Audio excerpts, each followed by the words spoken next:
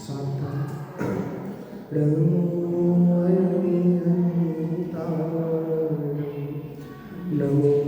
सिद्धाणं नमो आयर्याणं नमो वज्रायाणं नमो सव्यसायनं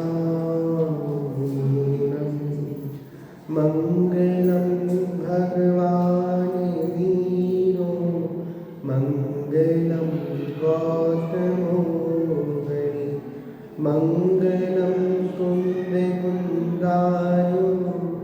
जैन धर्मोऽस्तु मङ्गलं जैन धर्मोऽस्तु मङ्गलम्।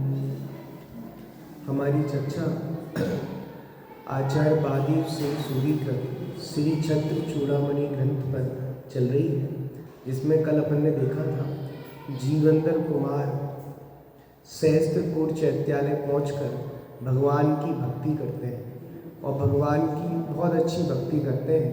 तभी क्या होता है, अनेकों वर्षों से बंद जो मंदिर के किवाड़ थे वो स्वयं ही खुल जाते हैं। मंदिर के किवाड़ खुल जाने पर वहाँ पर एक व्यक्ति खड़ा था, वो बड़ा प्रसन्न हो जाता है, क्योंकि एक सेठ ने उस व्यक्ति को वहाँ खड़ा किया गया था और कहा था जिस व्यक्ति के आने पर मंदिर के किवाड़ खुल जाए उसकी सूचना मुझको देना।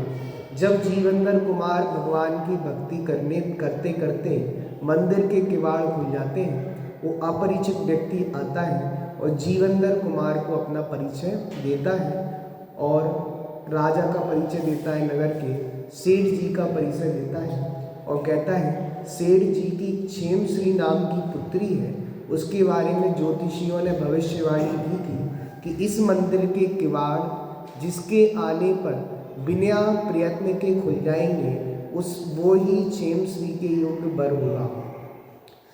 अब जैसे ही किवाड़ खुलते हैं और वो अपरिचित व्यक्ति जो वहाँ खड़ा रहता था वह सेठ जी के पास सूचना पहुँचाता है, सेठ जी को लेने जाता है और सेठ जी से कहता है बहुत बधाई हो आपको, क्योंकि जिस चीज़ की आपको प्रतीक्षा थी वह चीज़ घट गई है, वह घटना घट गई है और एक व्यक्ति है जिनके आने पर किवाड़ खुल गए। तो राजा भी उत्साहित हुए जाने के लिए, किसके कारण एक किवाड़ खुले। तो राजा उसके साथ उसी सहस्त्रकूट मंदिर में जाते हैं तो जीवंदर कुमार वहाँ पूजन कर रहे थे भगवान की। सेठ जी को ले जाकर वो गए थे, तो सेठ जी गए और वहाँ जीवंदर कुमार पूजन कर रहे थे।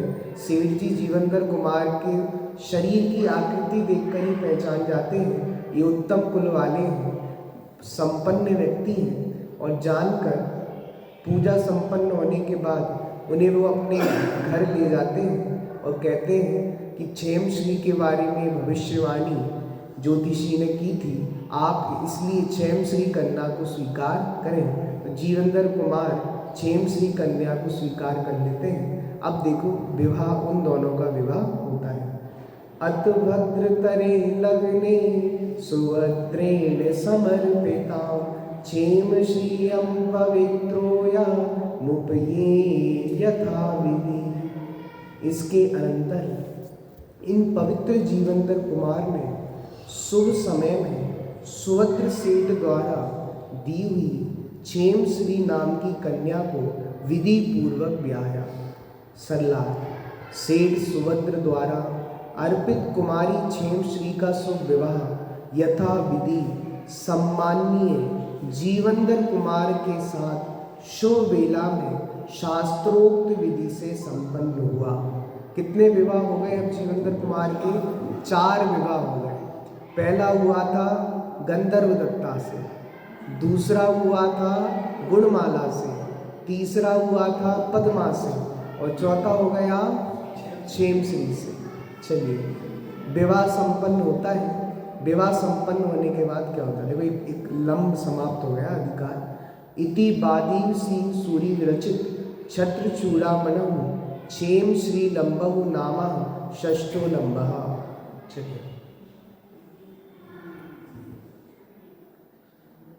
अब ज्ञानी जीव का भोगों में अनासक्तपना, अतः बद्ध्वा तया शाखा मनो वो भूये भूयेसी सुखतातिम ततो यातुम वित्तान मतिम कृति। क्षेम श्री के विवाहानंतर पुण्यशाली जीवंदर कुमार ने उस स्त्री के साथ बहुत सुख परंपरा का अनुभव करके वहाँ से जाने के लिए बुद्धि की। जैसे वो पद्मा को छोड़ के आ गए थे ना, ऐसे इनको छोड़ के जा रहे बिना बताए। क्षेम श्री से विवाह करने के पश्चात कुछ काल पर्यंत जीवंदर कुमार ने उनके साथ रहकर अनेक प्रकार की पंचेंद्रिय जन भोगों का आनंद लिया और फिर क्षेमपुरी नगरी से अन्यत्र यात्रा पर जाने का विचार किया। विशेषण सम्यक दृष्टि जीव की दिशा कुछ अलौकिकी होती है। वो भोगों में अनासक्त नहीं होते। हमें लगते हैं भोगों के बीच, पर वो भोगों के बीच भी जलते भिन्न कमल की तरह रहते हैं। उनके भोग परिणाम अत्यंत शिथिल होते हैं। पहले भी जब ये आए थे ना, जो पद्मा रानी को छोड़ के गए थे, उदाहरण दिया था ज्ञानियों के भोग में और अज्ञानियों के भोगों में क्या अंतर है।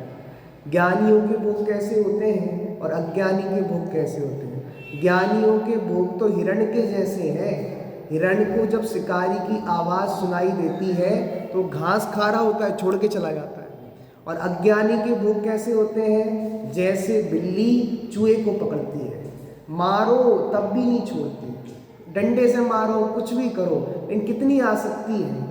ऐसी अज्ञानियों को भोगों में ऐसी आसक्ति होती है जैसे बिल्ली को चूहे में। और ज्ञानियों को भोगों से कैसी अनासक्ति होती है, जैसे हिरण को घास खाने से। देखो, उनके भोग परिणाम अत्यंत शिथिल होते हैं। उन्हें वे सहज ही छोड़ सकते हैं।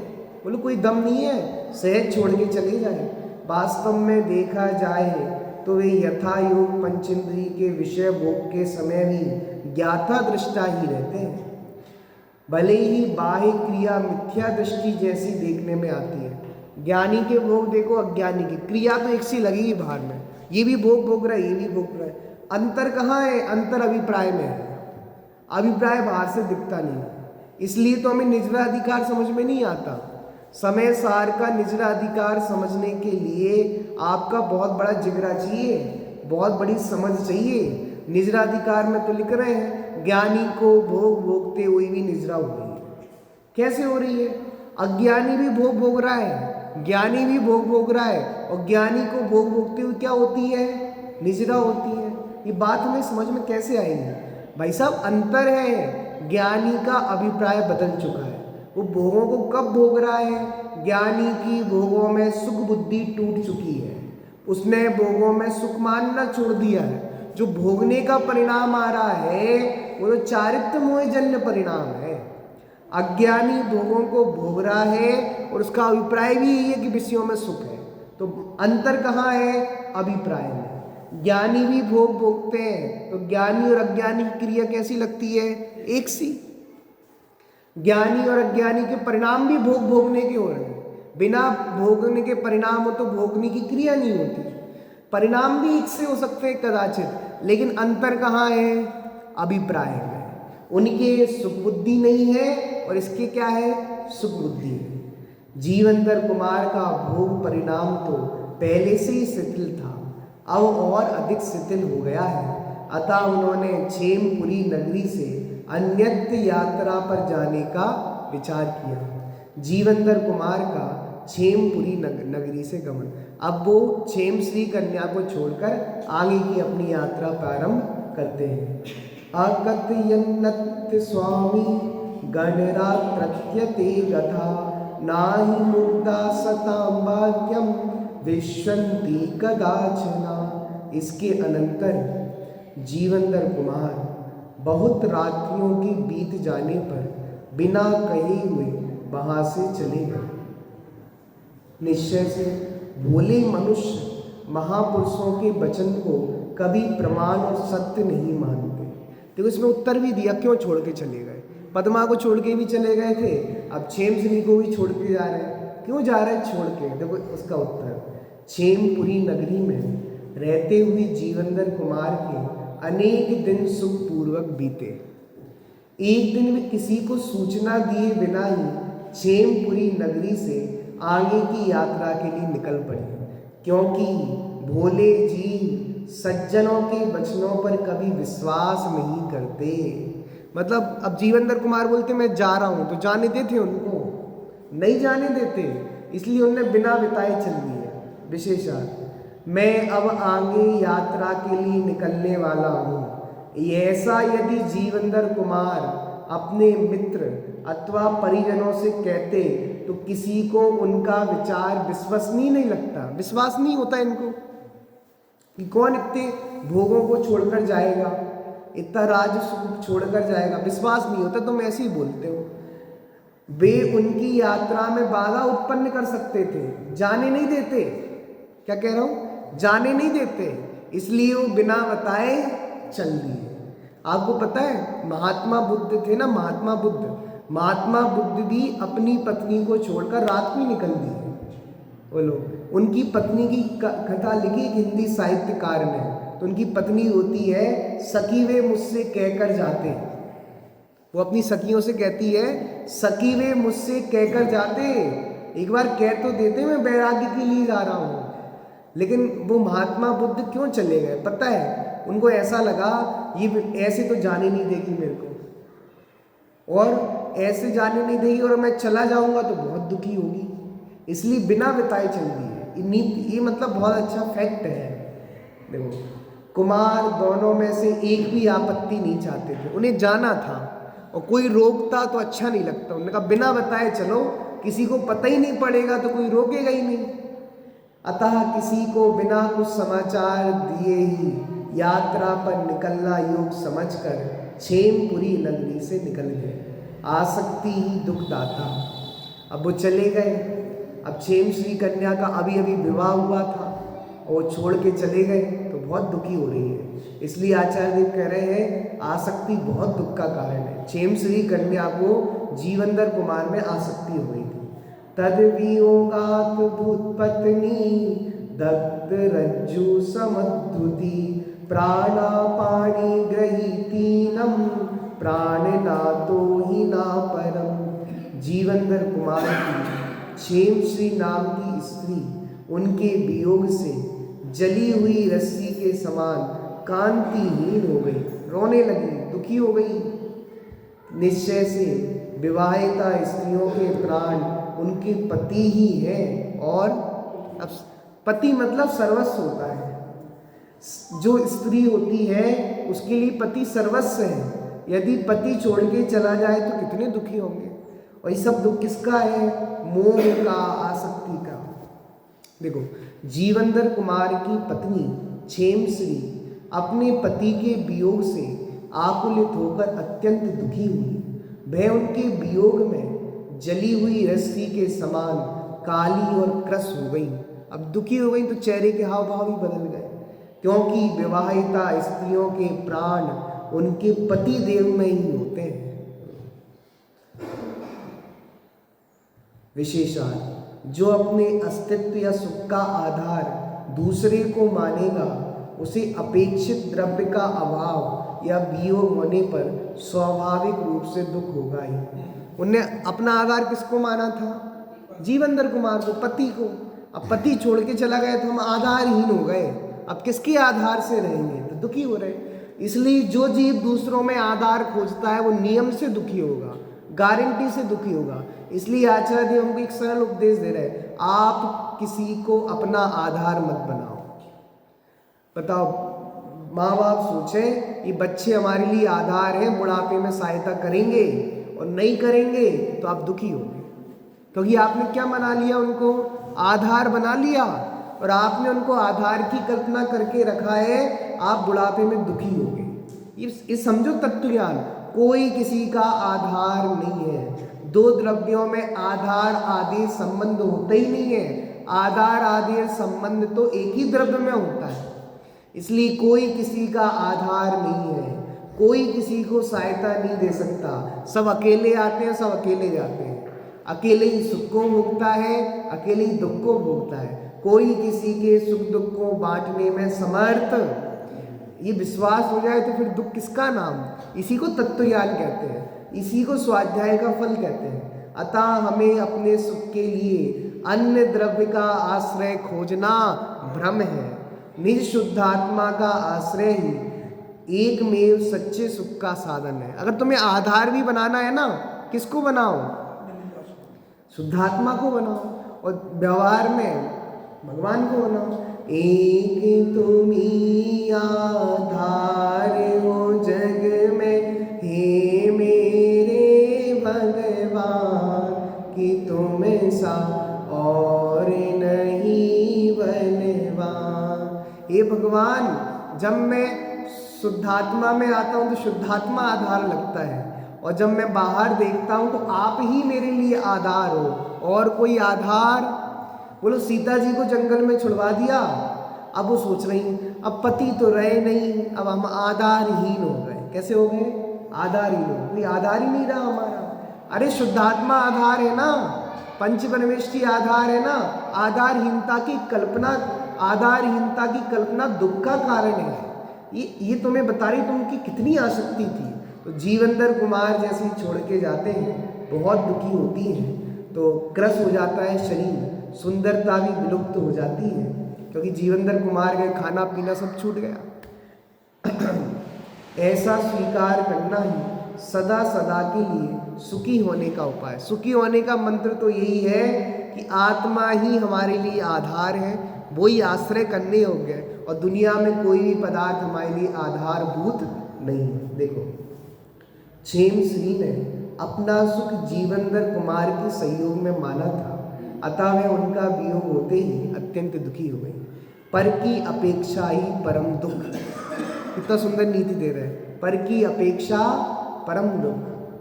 सुभद्रोपि पवित्रम तमन विषादिमयो भवत, बहुयत्नोपलब्धस्य प्रच्यवो विदुरुत्साह।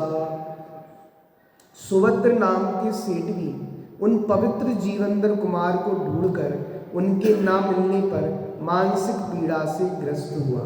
सुभद्र नामक सेठ कौन है, क्षेमश्री के पिताजी। निश्चय से बहुत प्रयत्न से प्राप्त वस्तु का हाथ से निकल जाना अतीव दुखकारक होता है। कितने प्रयत्न से मिले थे, कितना इंतजार कर रहे थे, कब गेट खुलेगा, कब गेट खुलेगा, और गेट खुल गया, विवाह हो गया, अब फिर चले गए हो। कितने मुश्किल से कोई चीज़ हाथ में आई हो और वो चली जाए तो कितना दुख होता है। देखो, सेठ सुभद्र भी अपने जामात जीवंदर कुमार की खोज की, बहुत खोज की, खोज के लाओ, कहाँ गए। उन्हें उनका सहयोग ना हो सका, अतः वे भी अतिशय दुखी हुए, क्योंकि अत्यंत कठोर प्रयत्न पूर्वक प्राप्त हुए पदार्थ का वियोग जीव को असह्य हो जाता है। जब कोई चीज़ बहुत कठिनता से प्राप्त की हो, वो चीज़ चली जाए तो बहुत दुख होता है, नीति है। सुभद्र सेठ ने जीवंदर कुमार को अपने जमाई के रूप में प्राप्त करने के लिए अनेक वर्षों तक एक नौकर को सहस्त्रकुर्ज लाने पर नियुक्त किया था। कितनी मेहनत की थी। बहुत लंबी प्रतीक्षा के पश्चात उन्हें जीवंदर कुमार की प्राप्ति हुई थी, पर अकस्मात उनका वियोग में वे भी दुखी हो गए। बेटी दुखी तो बेटी के कारण पिता भी दुखी। वास्तव में देखा जाए तो जीव को पर की अपेक्षा ही परम दुख है। पर की अपेक्षा ही मत करो। बोलो, ये जिनशासन तो सबसे निरपेक्ष होने का मार्ग है, कोई अपेक्षा नहीं। कोई अपेक्षा हो नहीं, निर्द्वंद हो जीवन, संतोष निज में ही रहो, नित्य आप सम भगवन, ओ आप सम निर्मुक्ति मंगल में दशा मेरी, निर्ग्रंथता की भावना अब हो सफल मेरी। कोई अपेक्षा हो नहीं, निर्द्वंद हो जीवन। बोलो, कोई द्वंद्व फंद मत पालो। जगत में अपेक्षा होती है तो दुख होता है। गाइडेंस, पिता को अपेक्षा है बेटे से बुढ़ापे में सहायता कर देगा, माता पिता को अपेक्षा है बेटी से वो सहायता कर देगी। अपेक्षा है तो दुख है। और जहाँ अपेक्षा नहीं वहाँ परम सुख है। मतलब दिगंबर मुंडराज को किसी से अपेक्षा नहीं है, ना मान की अपेक्षा, ना सम्मान की अपेक्षा, किसी की अपेक्षा नहीं। जीवंदर कुमार द्वारा आभूषणों का त्याग। स्वामी स्ववर्ण त्याग मेच्छत् गच्छन्तुच्छ्री विवेक भूषिता नामी भूषा दोषाय कल्पते। श्रेष्ठ बुद्धिमान जीवंदर कुमार ने जाते समय अपने आभूषण त्यागने की इच्छा की। निश्चय से विवेक से भूषित पुरुषों के भूषण आवरण आदि दोष के लिए ही माने गए। जो विवेकशील पुरुष होते हैं उनका विवेक ही आभूषण होता है। ये हम आभूषण लटका के रखते हैं, ये कोई आभूषण नहीं है, तो त्यागने ही हो गए। देखो, क्षेमपुरी से प्रस्थान करने के पश्चात विवेकशील जीवंदर कुमार को अपने आभूषण दान स्वरूप देने का विचार है। उनका निकाल दो, फालतू वजन बढ़ रहा है, क्यों वजन बढ़ाए, निकाल दो। क्योंकि वेद विज्ञान से शोभायमान विवेकी जनों को आभूषण दोष रूपी ही लगते हैं। हमें लगता है हम आभूषण पहन के सजते हैं, हमारी शोभा बढ़ती है, लेकिन ज्ञानी जनों की शोभा आभूषणों से नहीं है, आभूषणों के त्याग से है। बोलो, ये परिग्रह तो बोझ लगता है ज्ञानियों को, परिग्रह का बाहर सहा नहीं जाता अज्ञानियों से। सज्जनों का आभूषण तो विवेक है। क्या है? विवेक ही आभूषण है। वे अपने विवेक से ही शोभायमान होते हैं। जड़ शरीर को सुंदर दिखाने का उन्हें भाव ही नहीं रहता। विवाह के समय पहनाए आभूषण जीवंदर कुमार के शरीर पर थे, उन्हें त्यागने का भाव कुमार को उत्पन्न हुआ। वे आभूषण में भार रूप लगने लगे। कैसे लगने लगे बताओ? कभी आभूषण भार लगते कि नहीं लगते? चैन पहने हैं, कंगन पहने हैं, तो वजन लगता है कि नहीं लगता? लगते नहीं है। ये भार है, मतलब वजनदार है क्या भैया? कहाँ पहन पाते, काहे का वजन? लेकिन ये मानसिक भार है उतारने का। उन्होंने कहा भार कौन रखे, उतारो। दूसरा विचार ये भी हो सकता है कि यात्रा के समय आभूषण के निमित्त से चोर आदि से आपत्ति आ सकती है। चोरों को निमंत्रण देना है, खूब आभूषण पहन के जा रहे हैं, कौन दिक्कत में पड़े? दान।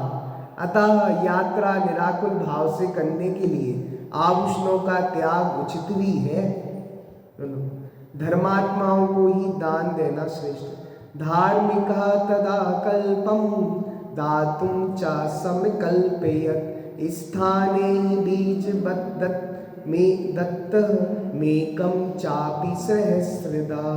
देखिए, उस समय उन जीवंदर कुमार ने धार्मिक पुरुषों के लिए भूषण दान देने का संकल्प किया।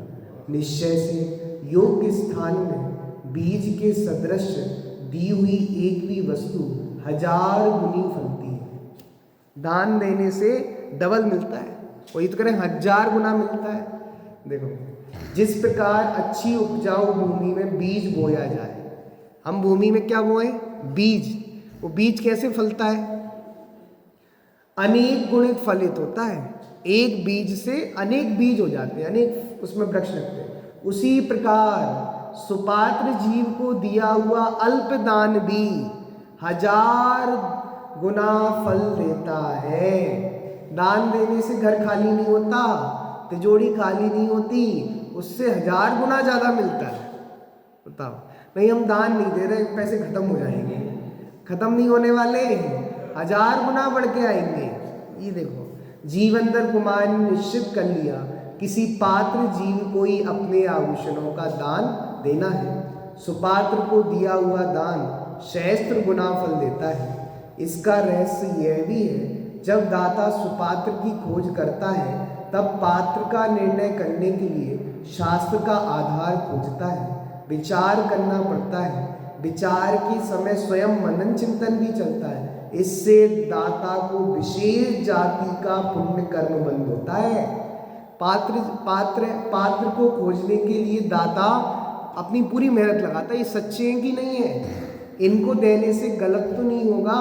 जो बुद्धि लगा रहा है, जो विवेक लगा रहा है, तो जितना चिंतन मनन करोगे देते समय उतना ही पुण्य लगेगा। दाता को पुण्य का विशेष फल मिलता है। शास्त्र का ये वचन है कि सुपात्र को दिया हुआ दान सहस्त्र गुना फल देता है। यह परम सत्य है।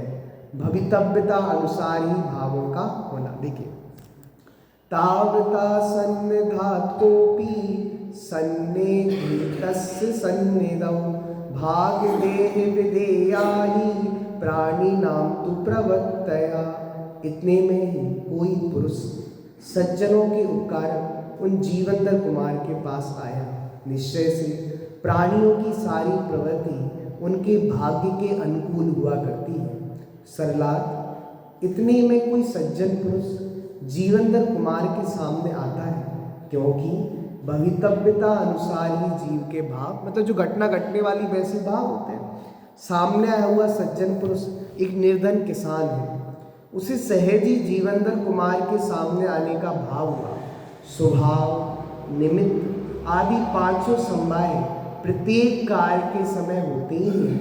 यहाँ उनमें से भवितव्य की मुख्यता से कथन किया गया है। अन्य चार समवाय भी यहाँ उपस्थित है, पर उसकी विवक्षा अभी यहाँ। समवाय कितने होते हैं? 5। स्वभाव, पुरुषार्थ, निमित्त, काललब्धि और भवितव्य या होनार। ये दुनिया में कोई भी कार्य होता है तो कैसे होता है? 5 समवायों से होता है। लेकिन कभी किसी की मुख्यता होती है, कभी किसी की मुख्यता होती है। या किसकी मुख्यता से करके बात की है? भवितव्यता के अनुसार। तो अन्य 4 समवाय है कि नहीं है? हैं, पर कैसे है? गौण है। लेकिन दुनिया में कोई भी कार्य हुआ कितने समवाय पाए जाएंगे? 5। टोडामल जी ने एक बड़ा सुंदर प्रकरण लिखा मोक्षवाद प्रकाशक में 9वें अध्याय, पुरुषार्थ से मोक्ष प्राप्ति। किससे प्राप्ति? तो अकेले पुरुषार्थ से हो जाएगी क्या? स्वभाव नहीं चाहिए, निमित्त नहीं चाहिए, काललब्धि नहीं चाहिए, बोलो होनार चाहिए कि नहीं चाहिए? सब होते हैं। एक भी ना हो तो कार्य नहीं होता है। लेकिन किसकी मुख्यता की गई है? पुरुषार्थ की मुख्यता की गई है। अन्य 4 समवाय गौण है, उनको नेग्लेक्ट कर दिया। अन्य 4 समवाय भी यहाँ उपस्थित हैं। ऐसा नहीं मानना कि भैया किसान की भवितव्यता अच्छी थी इसलिए जीवंतर कुमार के पास, अरे सब मिले हैं वहाँ, पर उनकी विवक्षा अभी यहाँ नहीं है। जीवंतर कुमार का कृषक से प्रश्न, अब वो किसान आया ना जीवंतर कुमार के पास, उससे प्रश्न करते हैं। आगच्छन्तं पृच्छच्च पामरं पार्श्वमात्मनः कुतः कुत्र पयासी त्वं स्वास्थ्यं चास्ति न वेति च।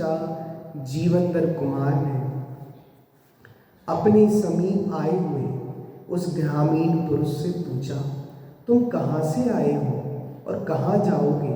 तुम कुशल हो अथवा नहीं? इस प्रकार पूछा। सल्लाद, अपने समीप आने वाले कृषक से जीवंतर कुमार ने प्रेम पूर्वक प्रश्न पूछा, हे सज्जन, आप कहाँ से आ रहे हो और कहाँ जाना है? आपका स्वास्थ्य अच्छा है या नहीं? कृषक की तत्परता, अब वो बताता है। प्रीता प्रत्यब्रवीत्सोऽपि प्रस्येन समाश्रिता मुक्दानं हि मुक्यानां लघुनां विचेचनम्। उसने भी प्रसन्न होकर विनय पूर्वक उनके प्रश्न का उत्तर दिया। निश्चय से बड़े पुरुषों का छोटे आदमियों से प्रीति पूर्वक बोलना छोटे आदमियों के लिए राज्याभिषेक के समान होता है।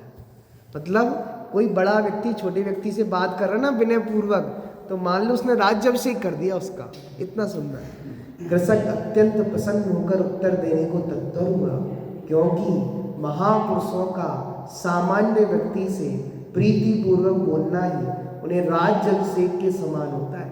अब मोदी जी आए हो आरोन में, वैसे आएंगे तो नहीं, आरोन इतना बड़ा नहीं है, आ गए मान लो भाग्य से। बोलो, वो राहुल गांधी की यात्रा निकल रही ना, भारत जोड़ो यात्रा, तो मैंने कहा राहुल गांधी आ सकता है भारत आरोन तो भारत जोड़ो को निकल रहा, मैंने कहा कहीं रूट मिल गया, अब नहीं आया, चला गया वो तो यहाँ से। चलो मान लो नरेंद्र मोदी जी आ गए, आपको नरेंद्र मोदी जी पूरी बहुत बड़ी रैली है, उसमें से आपको बुलाते हैं आओ, और आपसे 2 शब्द बोलते हैं, बताओ आपको कैसा लगेगा? मान लो राज्याभिषेक हो गया, प्रधानमंत्री ने बात कर ली, भाई साहब आप मीडिया की सुर्खियों में आ जाएंगे, फलाना फलाना व्यक्ति से मोदी जी ने बात की, आपके घर के बाहर मीडिया का जमावड़ा लग जाएगा, मोदी जी ने आपके कान में क्या कहा था। अब हमारे कान में कहा, कुछ नहीं कहा उनने, अब वो लेके खड़े हो जाएंगे माइक, बताओ कान में क्या कहा था, कान में क्या कहा था, बोलो। वो कहेगा मैं तो बहरा था, मैंने सुना ही नहीं, इतनी आवाज हो रही थी। तो ऐसा ही है कि राज्याभिषेक जैसा हो गया। सामान्य व्यक्ति पुण्यवान पुरुषों के साथ स्वयं वार्तालाप करने का उत्सुक रहता है। ऐसी स्थिति में जीवंदर कुमार द्वारा परिचय पूछने पर कृषक के आनंद की सीमा ना रही, उसने प्रसन्नता पूर्वक अपना परिचय देना प्रारंभ किया।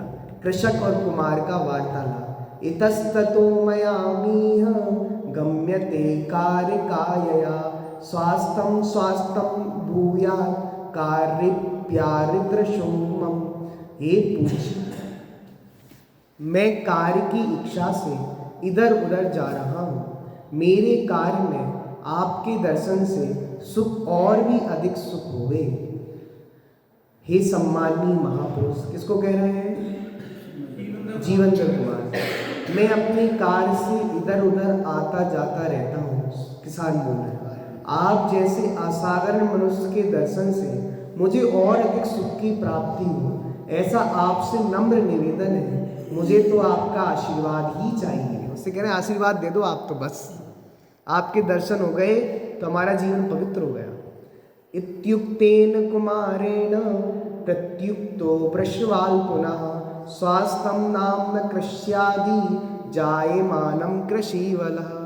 कृषक द्वारा जी कुमार ने इस प्रकार कहे जाने पर कुमार ने फिर उस किसान से कहा, हे किसान, खेती आदि कार्यों से उत्पन्न सुख सच्चा सुख नहीं है। वाह, उसने देखिए बहुत पात्र जीव है, इनको समझाने का विचार आ गया जीवंदर कुमार को। हर किसी को नहीं समझाते, पहले उन तपस्वियों को समझाया था, अब इनको समझा रहे थे। कृषक के विनम्रता पूर्वक सरल वचन सुनकर जीवंदर कुमार ने उसे वात्सल्य पूर्वक समझाया, हे कृषक, खेती आदि कार्यों उद्योगों से उत्पन्न होने वाला सुख सच्चा सुख नहीं है, सट कर्मोत्पन्न सुख का स्वरूप। सट कर्मोपसितम स्वास्थ्यम तृणाबीजम विनश्वरम, पाप हेतु परापेक्षी दुरंतम दुख मिश्रितम। असी मसी, असी का मतलब तलवार, तलवारबाजी। मसी का मतलब कागज और कलम वाली चीजें। कृषि मतलब खेती, सेवा करना, नौकर चाकरी करना। शिल्प, शिल्प होती है वाणिज्य व्यापार आदि का। इन छयों कार्यों से उत्पन्न सुख तृष्णा का कारण है। किसका कारण है? तृष्णा बढ़ती जितना पैसा कमाओ। विनाशशील है, पाप का कारण है, दूसरों की अपेक्षा रखने वाला है और अंत में दुख देने वाला है। पाप बीजे सुखे नास्ता, श्रद्धा ना कांचना स्मृता। रक्तगण शापकाचार में लिखा, इंद्रिय सुख कैसा है? पाप बीजे सुखे नास्ता, पाप का बीज है।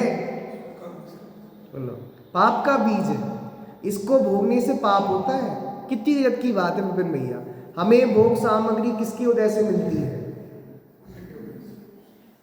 हमें पैसा मिला, रुपया मिला, आज्ञाकारी पत्नी मिली, पुत्र मिला, सब किसकी वजह से मिलता है? पुण्य की वजह से। लेकिन उसको भोगने में क्या लगता है? बोलो, मिला सब किसकी वजह से? पुण्य की वजह से, पर भोगने में क्या लगता है? पाप लगता है। कितनी गजब की बात है। देखो आगे, सल्लाह, असी, मसी, कृषि, सेवा, शिल्प, वाणी, इन 6 प्रकार के कर्मों और उद्योगों से उत्पन्न सुख तृष्णा का कारण है, विनश्वर है, पाप का उत्पादक है, दूसरों की अपेक्षा रखने वाला है, अंत में दुख देने वाला है और दुख से मिला हुआ है। कर्म शब्द का अर्थ यहाँ उद्योग से है। 6 प्रकार के उद्योगों आजीविका के साधनों का स्वरूप निम्न प्रकार है। किसने दिया था 6 कर्मों का उपदेश? भगवान ने दिया था। भगवान ने दिया था। भगवान कहेंगे दुकानदारी करो बढ़िया चलेगी तो भाई। भैया भगवान ने नहीं दिया, जब राजा ऋषभदेव ने दिया था। जब कर्म भूमि खत्म हो गई थी, कर्म भूमि का प्रारंभ हो गया था, कल्प वृक्ष नष्ट हो गए थे, चारों त्राईमाम मच गया, सभी लोग दुखी हो रहे कि हे भगवान, हे महाराज, आप ही हमारे पालनहारे हो, अब कल्प वृक्ष तो बचे ही नहीं, अब हम क्या खाएंगे, क्या पिएंगे, क्या पहनेंगे, कहाँ रहेंगे, महाराज रक्षा करो, रक्षा करो। तब राजा ऋषभदेव ने सत्कर्मों का उपदेश दिया था। सुनो, अब भोग भूमि खत्म हो गई है, कर्म भूमि का प्रारंभ हो गया है। तो कर्म भूमि का प्रारंभ हुआ है, अब तुम्हें 6 प्रकार के कर्म करने पड़ेंगे। कितने प्रकार के? अब तो कौन कौन से कर्म होने लगे, 6 से भी ज्यादा हो गए। सेना में सैनिक बनकर धन कमाने रूप उद्यम करना, इसको कहते हैं असी। इस काम में मनुष्य का मरण कभी भी हो सकता है, कभी मर जाए। सैनिक है, हाथ में 80 अर्थात तलवार लेकर हमेशा लड़ने का काम करना, जहां मरण निश्चित है फिर भी वहां मनुष्य अनेक वर्षों तक जीता है, ये आश्चर्य है। दूसरा, मसी, किसी सेठ साहूकार की दुकान पर कार्यालय या कारखानों में लिखा पढ़ी का काम करने का, धन कमाना, इसे मसी कर्म कहते हैं, मतलब लिखा पढ़ी का काम करना। मुनि, इसमें मालिक तथा अधिकारी की आज्ञा में रहने से पराधीनता है, वहाँ पराधीनता का दुख भोगना, ये 6 कर्मों में दुख बता रहे हैं। वो 80 कर्म मतलब सैनिक बन के भी जाओगे तो दुखी रहोगे, कम मर जाओ क्या भरोसा। दूसरा, साहूकारी करोगे तब भी दुखी रहोगे, क्योंकि क्या रहना पड़ेगा, पराधीन रहना पड़ेगा, और पराधीन सपने सुख नाही। आगे, कृषि कर्म, खेती में क्या दुख है, खेती करने को कृषि कर्म कहते हैं। इस कार्य में गर्मी, वर्षा, ठंड, तीनों ऋतुओं में विषम परिस्थितियों में ही प्रकृति के प्रकोप को सहते हुए काम करके कष्ट उठाने पड़ते। देखो किसानों को बताओ, सोना पड़ता है इस फसल की रखवाली के लिए, बोलो भल कितनी ठंड पड़ रही हो, कुछ पड़ रहा हो, कितनी प्रतिकूलताएं सहन करनी पड़ती है। इस कार्य में अति प्रतिकूल वातावरण में भी काम करना अनिवार्य होता है, तो भी धन की प्राप्ति का कोई निश्चित भरोसा नहीं रहता। बताओ, कभी ओले पड़ गए, कभी कुछ और हो गया, पूरी फसल नष्ट हो गई, तो इसमें भी सुख नहीं है। सेवा कर्म, किसी की सेवा करने में, नौकरी करने में सुख है ना, सेवक के रूप में दूसरों की नौकरी करना, संपन्न लोगों के यहाँ झाड़ू लगाना, रसोई बनाना, पानी भरना आदि काम करके आजीविका प्राप्त करना सेवा कर्म कहलाता है। श्रम करना तो अनिवार्य रहता ही है, और साथ ही साथ हीन भावना से मानसिक दुख उठाना पड़ता है। सेठ जी डांट देंगे क्या होगा, गुस्सा हो गए तो क्या होगा, कितना मानसिक दुख होता है उसको। शिल्प कर्म, पीतल, पत्थर, लोहा आदि कार्यों पर कलाकृति तैयार करने रूप कार्य, महल, मंदिर आदि बनाने का कार्य शिल्पकर्म कहलाता है। ग्राहकों की प्रसन्नता और मालिकों की इच्छा पर यह कार्य अवलंबित रहता है, यहाँ भी दुख रहता है। वाणिज्य, जीवनोपयोगी अनाज, कपड़ा, सोना, चांदी आदि वस्तुओं के क्रय विक्रय का काम करके धन कमाने को वाणिज्य कर्म कहते हैं। सुख सुविधा युक्त अपने घर को छोड़कर वस्तुओं के क्रय विक्रय के लिए देश विदेश की यात्रा करने में अनेक प्रकार के कष्ट उठाने। दुनिया की कोई भी दुकानदारी कर लो, व्यापार कर लो, बाहर जाओ माल लेने, इतनी परेशानी, इतना सब कुछ, तो कितने कष्ट उठाने पड़ते हैं, उसमें भी दुख है। पूर्वोक्त 6 प्रकार का उद्योग करने पर धन की प्राप्ति होती है। धन से पंचेंद्रियों के भोग उपभोग की वस्तुएं प्राप्त होती हैं। भोग वस्तुओं के संयोग से रागी जीव की आकुलता कथनचित मिटती है, उसे यहाँ सठ कर्मों से उत्पन्न सुख कहा है। यह सुख वास्तव में सुख नहीं है, अपितु तृष्णा का बीज होने से दुख रूपी है। अब ये विशेषण दिए, तृष्णा का बीज है, यह सुख तृष्णा का समन नहीं करता, अपितु तृष्णा को ज्यों ज्यों भोगे वैसी तृष्णा बढ़ती जाती है। विनश्वर अर्थात नाशवान है, कुछ समय तक ही टिकता है, नहीं टिकता। इंद्रिय सुख का स्वरूप ही है, शाश्वत नहीं टिकता। पाप का हेतु है, जो इस सुख को भोगता है उसे पाप कर्म का आश्रम नियम से होता है। परापेक्षी है, इस सुख के लिए दूसरे पर डिपेंड होना पड़ता है, डिपेंडेंसी है। यह सुख अन्य जड़ द्रव्यों तथा इंद्रियों की अपेक्षा रखता है। दुरंत है, यह सुख जाते समय जीव को दुखी देता है। मेहनत से कमाओ तो दुख, कमाने में दुख, रक्षा में दुख, और चला जाए तो भी दुख। वास्तव में प्रत्यक्ष दुख ही है।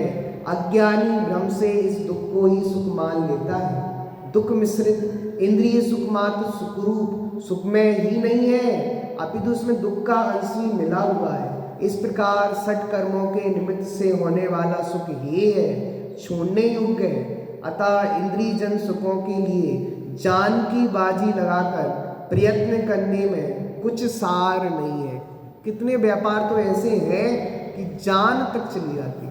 पता है वो आतंकवादी लड़ने क्यों आते हैं? उनसे कह दिया जाता है कि भैया तुम मारो, हम तुम्हारे परिवार वालों को पैसे देंगे, तुम्हें जन्नत मिलेगी, जन्नत। लेकिन बेचारों को क्या पता जहन्नुम मिलने वाला है उनको। इतने लोगों को मारेंगे जहन्नुम मिलेगा कि जन्नत मिलेगी? सपने जन्नत के दिखाते हैं, मिलना जहन्नुम है।